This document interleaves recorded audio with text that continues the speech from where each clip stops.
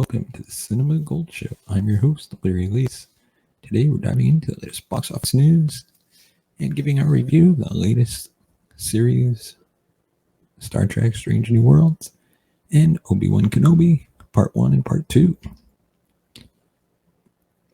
But first, we'd like to thank our sponsor, Pondex, for sponsoring this episode.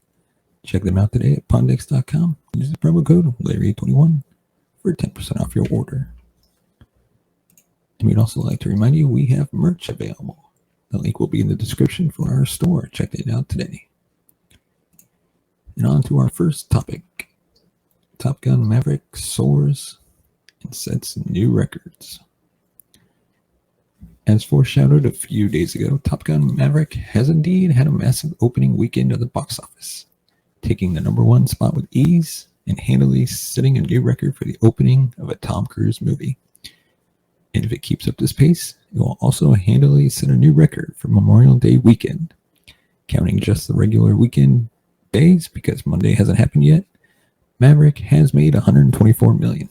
That's a smaller debut than Doctor Strange and the Multiverse of Madness, but it's certainly the biggest opening for a non-superhero film in quite some time. Granted, it's not like Top Gun Maverick is some kind of serious adult drama, but if you're one of those internet people who bases their entire personality on thinking that the MCU is bad, then we hope you're happy. Speaking of the Good Doctor, he fell nearly 50% from last week, down to only $16 million. That's a ton of money, so it'll be interesting to see how Top Gun goes in the next few weeks before Thor and Love and Thunder arrives. The other big debut this weekend, the Bob Burgers movie, opened at $12.6 million.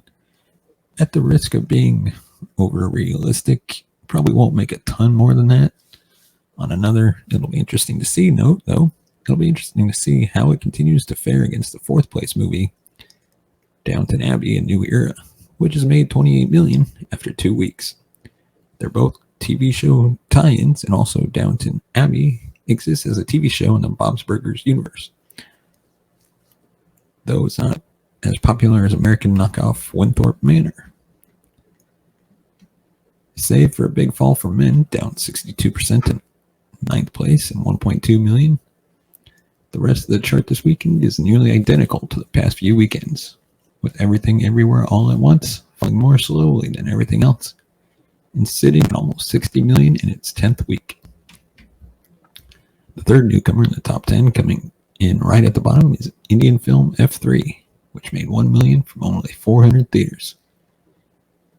That's a better per-screen average than everything but the top 3. So to break it down, for the full top 10, number 1, we got Top Gun Maverick. Number 2 is Doctor Strange. Number 3 is Bob's Burgers movie. Number 4, like we said, is Downton Abbey. Number 5 is The Bad Guys. Number 6 is Sonic the Hedgehog 2. Number 7 is Everything Everywhere All at Once. Number 8 is The Lost City. Number 9 is Men. And like we previously said, rounding out the top 10 is F3. Let us know in the comments section below. Have you seen Top Gun Maverick yet? Let us know your thoughts. Spoiler-free comments, I should say. Did you see anything that surprised you in the film?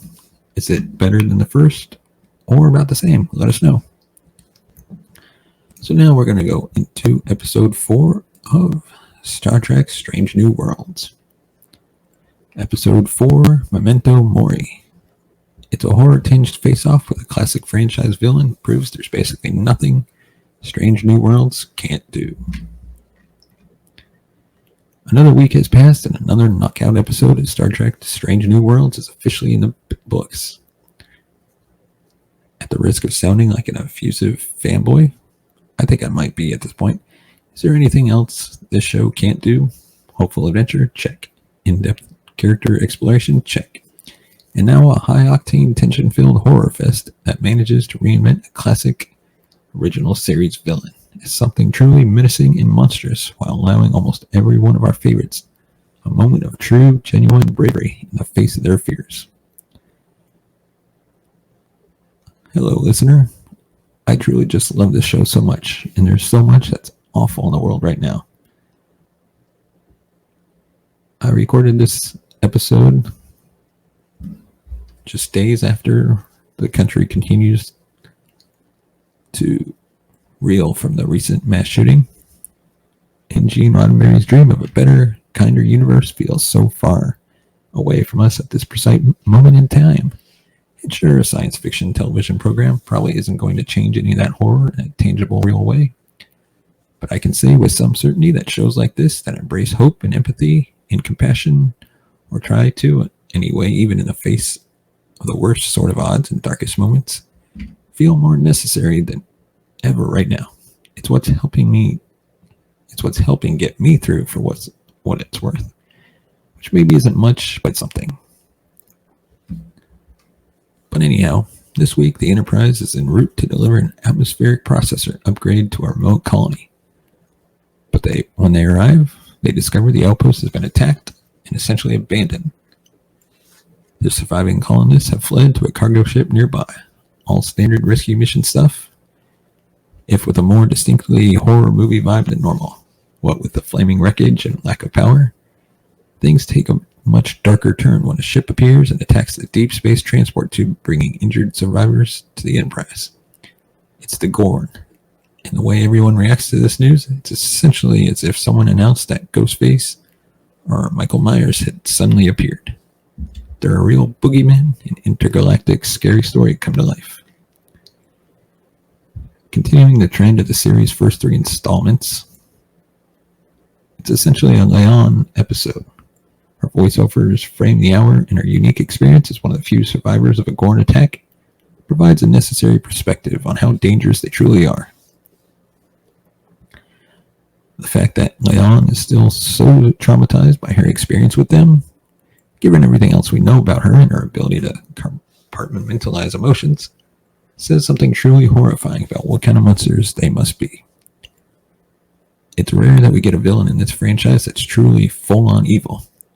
Even the Borg, my go-to favorite Star Trek big bad, have been somewhat defanged by the most recent season of Star Trek Picard. So there's something marvelously poetic about the possibility of making Pike's recurring nemesis the most purely evil creature in the Trek world. He's such a relentless hero figure, a guy who believes in the power of everything the Federation stands for and wants to see the best in every species he meets, no matter how alien they might be. The Gorn don't care about any of that. How will Pike deal with an enemy that essentially goes against everything he values, that doesn't operate from a moral perspective that he understands? And how far is he willing to go to defeat them? Despite the constantly looming threat of the Gorn and Leon's palpable, if somewhat repressed fear, Strange New Worlds smartly never shows us their take on these creatures. Which, let's be real, were not exactly bone-chilling monsters in the original series. By leaving the Gorn to our imaginations, at least for now, the show allows us to fill in the gaps with our own ideas about what scares us most, all while managing to remain canon compliant for now, which the Enterprise had never met them before. But mostly isn't it always that little bit more frightening when you can't clearly see the thing that's chasing you? Memento Mori is also Strange New World's most action-oriented episode yet, featuring ship-to-ship combat, dramatic surgery without the benefit of high-tech 23rd century medicine, crew members willing to pay the ultimate price to save each other. Spoiler alert, all the sets look properly fantastic. While Pike and the bridge crew are trying to come up with a way to escape the Gorn ships, Hemmer and Uhura are trying to prevent a deadly explosion in the cargo hold. And Mbenga and Chapel are basically triaging patients in sickbay using what they referred to as ancient science. It all feels very much like a submarine thriller, a sort of Strange New Worlds version of the original series Balance of Terror episode that introduced the Romulans, except without the final reveal of the enemy at the end. From the flickering lighting to the groaning, creaking sounds of the ship's hull, slowly buckling under the increased pressure from the brown dwarf, it's claustrophobic and oppressive in a way that would be frightening enough without the whole being hunted by a vicious, murdering alien race thing. Pike is in his most charmingly hot hero mode this week, determined, firm, and dedicated to keeping his crew alive.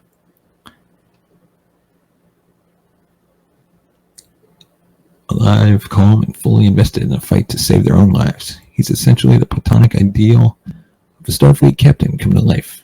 True, there are several moments where we as the audience have to wonder if he'd take insane risks, like purposefully skirting the edge of a black hole if he didn't feel some level of preternatural confidence that his death wasn't waiting for him there. But I suppose you could argue that just because he saw the moment he'd become disfigured and paralyzed as a fixed point doesn't mean that he couldn't get hurt before then, does it? Either way, I'm not entirely sure it matters, since Pike is also the sort of man who just trusts his crew wholeheartedly, and the strength of his belief in them is honestly enough to make those of us watching along at home believe in them too. At one point, Pike tells his bridge to get creative, that they're the best of Starfleet, and then they can do anything because of that. And honestly, at this point, he's probably right. So this episode, I'm going to go through a 4.5 out of 5 stars. And now on to Obi-Wan Kenobi. Part 1, Part 2, or I guess what they're referring to now is Episode 1 and 2. Fun character dynamics, solid motivations, and prequel nostalgia make the Obi-Wan Kenobi series a Star Wars treat. Ewan McGregor's return as Jedi Master Obi-Wan Kenobi is a prequel kid dream, with the sort of cast reunion the sequel trilogy provided for the kids of the 80s. McGregor and Hayden Christensen are poised to stoke the same fervor for fans who grew up in the early 2000s. Luckily, Deborah Chow brings her directorial confidence from The Mandalorian to a strong start for the 6-episode Obi-Wan Kenobi miniseries. Backed by the tragic events of the prequel trilogy and McGregor's powerful acting, the 2-part opener offers plenty of Star Wars delight and solid characterization.